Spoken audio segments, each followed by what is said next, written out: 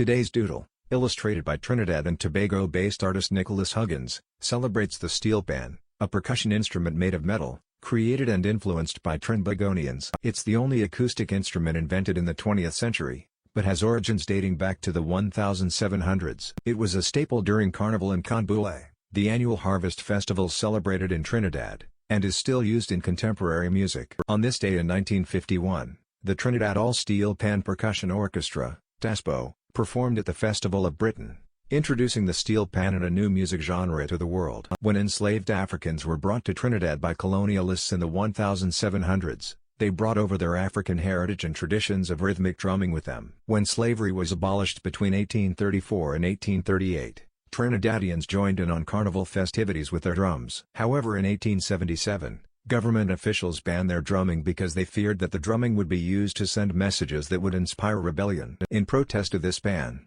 musicians started to pound tuned bamboo tubes on the ground as alternatives to mimic the sound of their drums. These ensembles were called tambu bamboo bands. Another ban came in 1930, when rival tambu bamboo bands would cause disturbances during carnival and other street festivals. These bands then looked to a new alternative to carry their rhythm: metal objects such as car parts, paint pots, dustbins, biscuit tins, and thus the idea of the pan was born. During World War II, carnival was forbidden due to security reasons, and musicians began experimenting with the unique instrument to improve the sound quality. Over time, dents were hammered into the surface of these objects, which played different notes depending on the size, position and shape. In 1948, after the war ended, the musicians switched to using the 55-gallon oil drums discarded by the oil refineries. In addition to changing the shape of the drum surface, they found that changing the length of the drum allowed complete scales from bass to soprano. This formed the basis for the modern version of the pan. The steel pan grew and developed into a legitimate instrument through the likes of pioneers and innovators such as Winston Spree-Simon,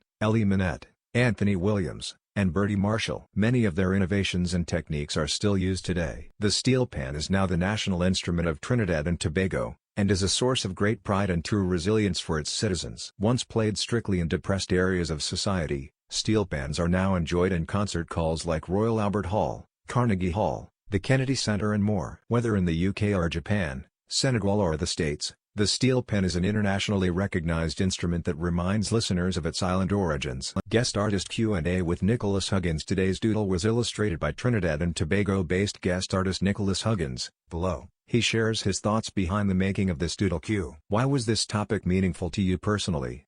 A. The steel pan is the national instrument of Trinidad and Tobago and was actually invented here. It is an instrument that was born from resistance and rebellion and is truly emblematic of the people of TNT. At the time, African percussion was banned among other things, and the steel pan developed out of that. The fact that such a sweet tune can be extracted from industrial oil drums is something that should be cherished. The steel pan is also closely associated with our national carnival celebrations, and therefore is a great source of national pride. I was also very excited because I love creating art that showcases Trinidad and Tobago, and this doodle will allow my country to be showcased on one of the biggest online stages. Did you draw inspiration from anything in particular for this doodle?